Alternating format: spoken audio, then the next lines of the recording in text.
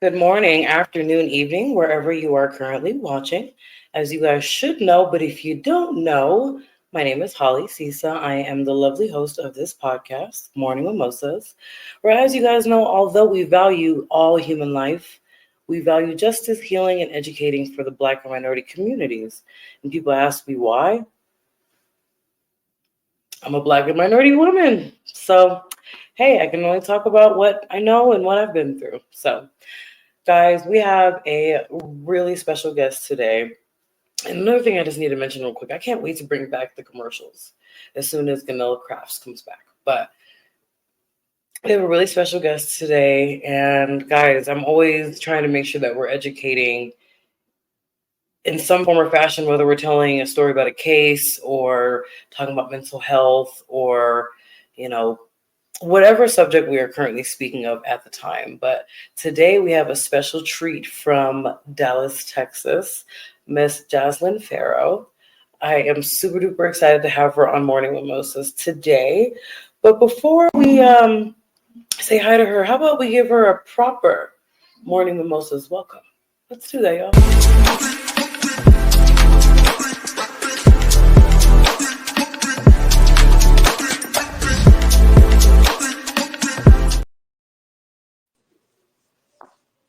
Okay. Had to bring that had to bring that back for a little quick. Well, welcome to Morning Mimosas. We're super duper glad to have you today. Thank you so much for inviting me. Totally my honor.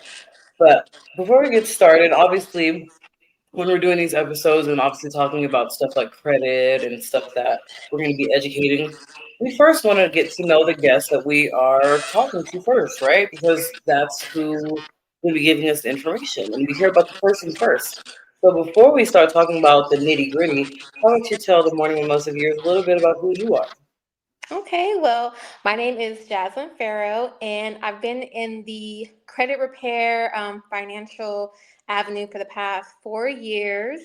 Prior to coming into credit repair, I had horrible credit, and I was on the verge of filing bankruptcy because, way back when, I was in a really bad domestic violence relationship, and it was so bad one time. I ended up losing my apartment, and me and my kids had to stay at a domestic violence women's shelter. So during that time, obviously I faced eviction. I lost my car at the time. Like everything just went downhill for me.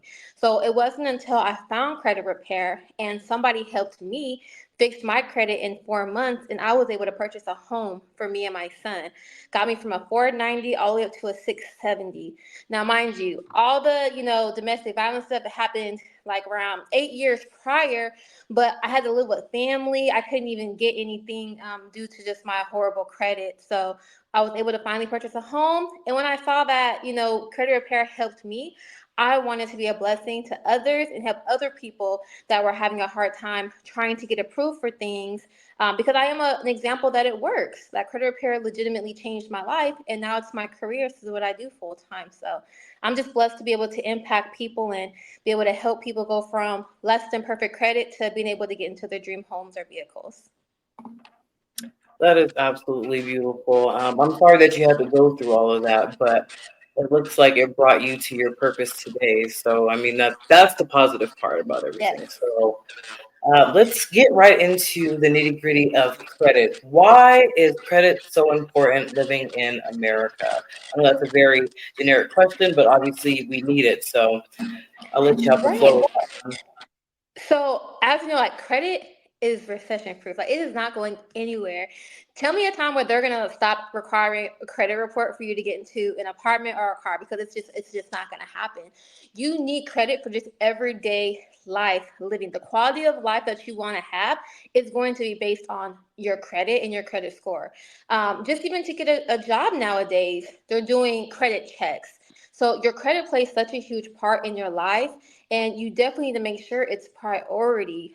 Even just for business, if you want to start a business, you need to have good business credit. Credit's just all around us, and it is really important that you know what your credit score is, so you know how to maneuver in the things that you want to be able to achieve in this life. Absolutely. So, for those people who don't even know where to start with, building their credit, or if their credit score is low. Where does a person like that begin?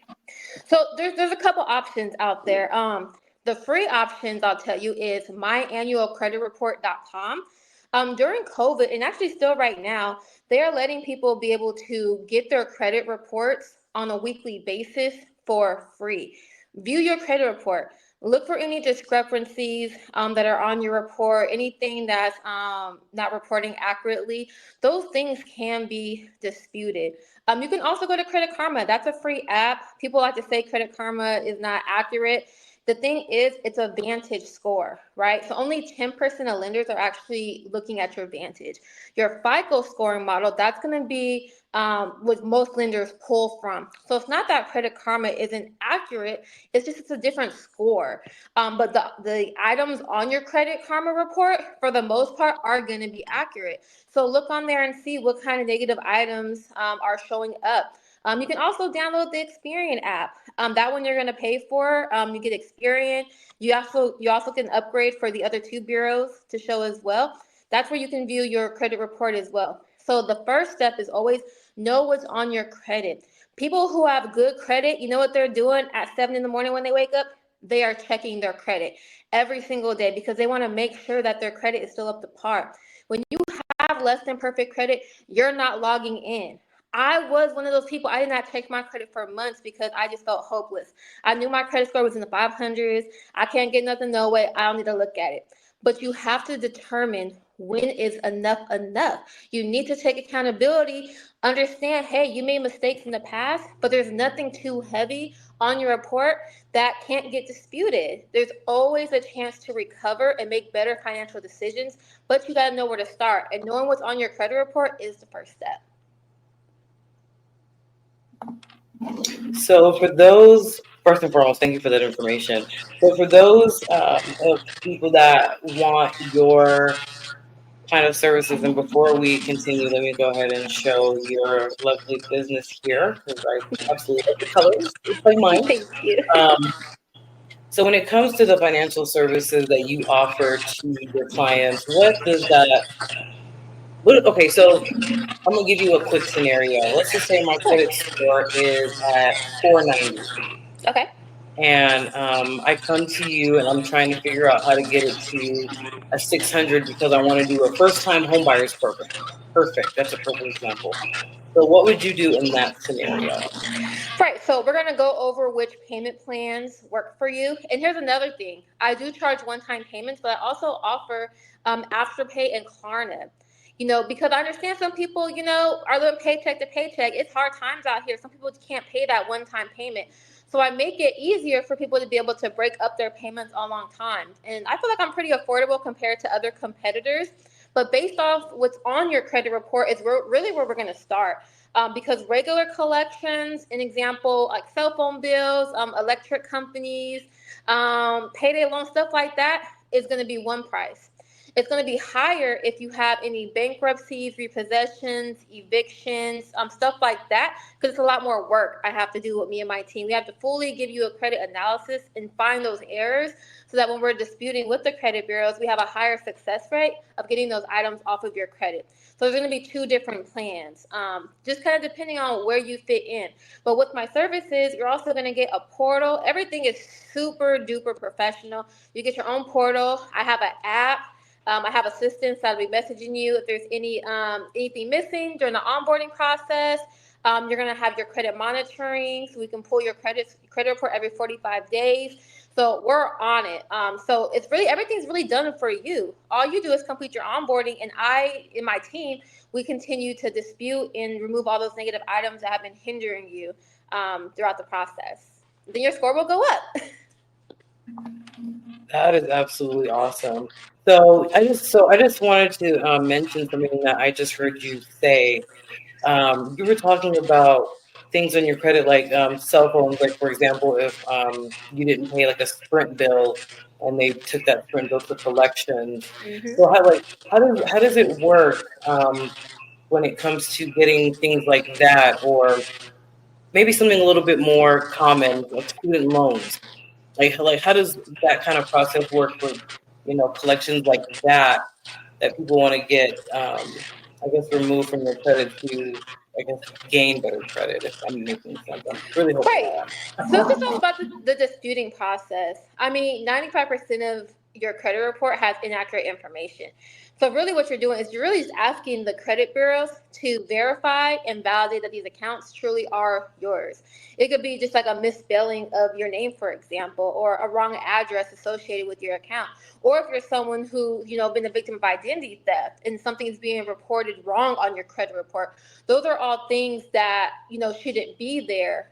So we're just basically asking the credit bureaus to reach out to these collection agencies to verify proof that these items are in fact yours. And if they are yours, make sure that it's still within that reporting period that they're allowed to still come on your credit report. Because I'm going to be honest with you, not everything is going to come off your report. That's just life. I mean, majority of things can come off of your credit report, but just have that expectation that it does not mean that because something comes off your report that it releases all responsibility for you to pay it. No, those debts are still yours. They're just not on your report anymore, so that you're able to look better to lenders, but you still have to pay that. So we get that $3,000 Verizon bill off. You still got to work something out with Verizon on the back end, make some payment arrangements because you still want to pay your bills. Credit repair is not the magic wand to erase your debt. That's not what it does. All it's doing is basically putting you in a better position to lenders for you to be able to accomplish some goals, but on the backside, still make sure you pay your bills. I'm really glad that you mentioned that because a lot of people think that credit repair is, oh, if I do this credit repair, this debt will be completely off of my credit and I don't have to worry about it anymore. So please, thank you so much for mentioning that. I'm actually gonna let's actually dive into that so people understand what credit repair looks like. So what you guys are doing is you guys are just what is that, disputing whatever items are on someone's credit, but also reminding your clients that even though, hey, we got this off of your credit, please make sure you're still paying that bill because it can go back on your credit, correct? Like if you don't. It so only time that happens, and it's very rare that it does happen, is if there's like an address discrepancy. So let's just say there's a bad debt tied to an old address, right? So we were able to get it off. Now let's say that the customer ends up using that same bad address that we already got off their credit profile before to get something. Well, now that address came back on, so now that old collection agency, they can come back and try and reinsert that account because that address is now tying that account to that person, even though that person said, this ain't my account, or you got to prove that it's my account, and that's what's going to happen. So that's the only time something might come on. But just know, if that ever does happen, the credit bureaus are liable to send you a reinsertion letter. But if you do not get a reinsertion letter, then you still can challenge that. So you got to make sure, pay attention to the mail that if they do have that, because they do have that right, but they have to notify you. If they don't notify you, that's where the problem comes in. And that letter that you mentioned, what kind of letter is that? So it's just called a reinsertion letter. It's basically letting them know, hey, this collection agency, even though before the account had came off, they're going to go ahead and re-put it back on here. And then you have like a certain amount of days to, file against it or whatever. But sometimes that doesn't happen, and it'll still be on the account. So now you got to redispute it and be like, hey, well, you never notified the customer, and then you just have to, try to get it back off. But for the most part, we're using the credit laws, FCRA laws, to make sure that we're able to get these accounts off. Because even though it may be their account, but they could be reporting it not how it's supposed to be reported, and that's where you can get a win and get it removed. I appreciate you explaining that because I've always wanted to like understand that. But going back to credit, um, so I want you to explain how credit is like used because a lot of people don't really understand why we need to have good credit. So I feel like this Right. is the perfect time for you to explain why is it that we need good credit? Because there's some people who are like, oh, okay, well I don't need good credit. I can go buy a used car from a private seller, Mm-hmm. or I can do this. But I just want you Right. to go and explain to the people why is it important that we have good credit. Okay, so for instance, credit is super important because do you want to go to I don't know, the Benz dealership and go get you a luxury vehicle at a 5% interest rate because now you have a 740, 750 credit score? Or do you want to go to the buy here, pay here, in-house financing, get you a lemon bucket, having a 28% APR, and you got to put $1,000 down, and the car is not under any type of warranty? Or do you want to go get an apartment that's in a horrible neighborhood? Yes, it's cheaper, but because of your credit situation, you're not going to have a great lifestyle. Versus if you have good credit, you can have a quality life if you're in a nicer environment or a nicer neighborhood, nicer apartment, because you want to have a higher credit score to be able to get approved. Your credit score comes into play in so many aspects, and it really comes into play when it comes to the interest that you're going to be paying on things, because the interest matters. You can buy a car and you're paying 3 times what the car is actually worth when you have a high interest rate and have bad credit. When you buy a home, you're paying higher interest. You're having PMI insurance based off what your credit is. You're going to be paying double what it's worth. So credit is so important just in our day-to-day life. In emergencies, you need a credit card. You can't get a decent credit card at a low credit score. Like, you got to be able to have a good credit score to be able to get that. Because what if you need tires and you don't get paid for 2 more weeks? But look, you have your credit card that has a $3,000 limit. Now you can go swipe your credit card. It takes care of things when you don't have the cash. They say cash is king, but really credit is, because credit can take you so many more places. Even when starting a business, you're going to have different expenses. Well, maybe your 9 to 5 isn't covering lifestyle and then to be able to start a business, but you have good credit. So now you can get high limit credit cards and be able to buy the things for your business. So credit is just so important because you need it for everything. Do you know that when you're getting car insurance, you're paying more in your annual deductible when you have less than perfect credit than someone that has a DUI? Google it. It's real. Like, What? literally, credit is so important. Like, we take it lightly because, let's get real, we weren't really taught credit growing up. I mean, now I'm starting to see in high school they're starting to implement it now. But just like in my generation, I'm sure in your generation, we didn't really know much about credit. We were always told, don't get a credit card. That's debt. You don't want debt. But good debt is good for you. Now, it's not always about your credit score. It's really about your credit profile, what makes a good credit profile. It's all about structure, because you can have a 740 credit score and can't get nothing because you might only have 1 or 2 things on your credit report, but you want to make sure that you have a good mixture of credit cards, installment loans. If you have a mortgage, have an auto loan on there. You want to structure your credit report so you do look good to lenders and making sure you're paying things on time.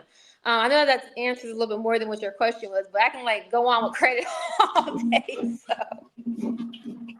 No, you're okay. No, you definitely answered the question because a lot of people, they truly want to know what is the need for this. Because, America is the only country that does credit. So, a lot of people, especially when they come here, they're very, very confused on, I'm talking about minorities that come here. They're very, very confused on, where do I get started, building credit when I just came fresh from, Africa or Indonesia Right. or China. So, I just wanted to ask you, do you have foreign clientele that you've had to try to help assist, like guide them through credit because they just came here from America and they didn't know where to start?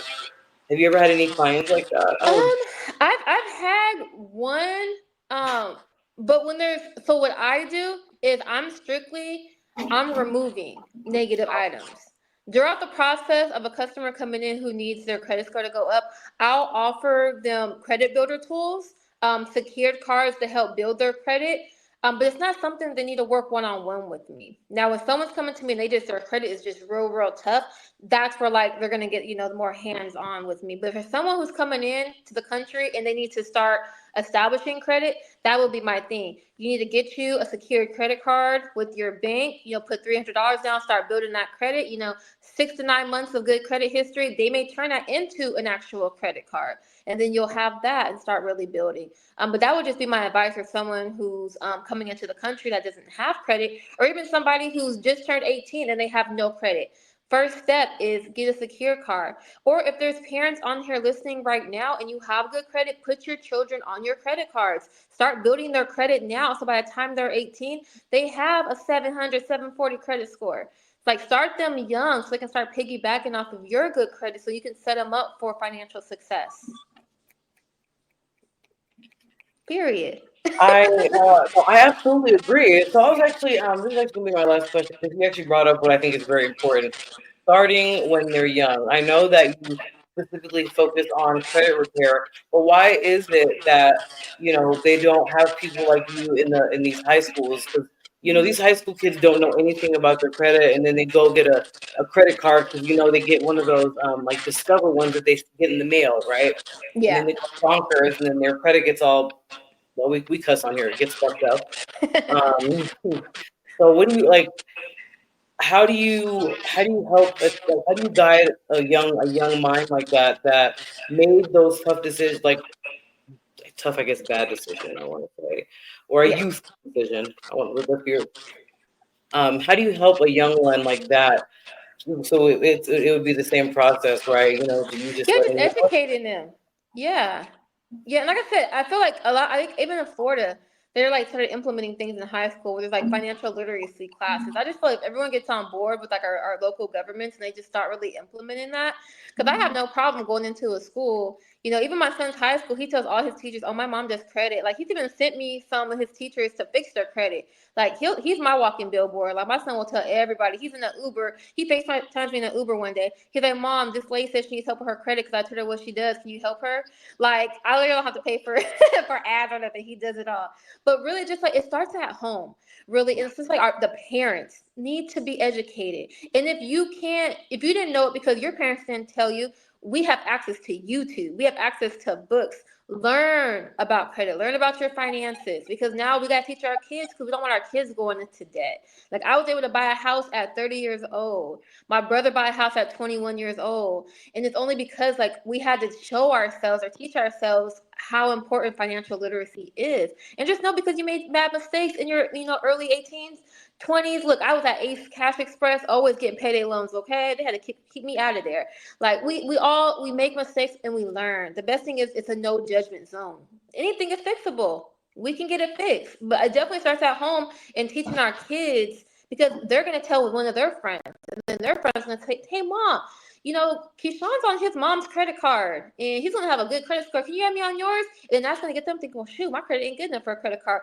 What do I need to do that?" So it all just really starts at home and teaching our children, and our children's gonna tell another child, and it just goes on from there.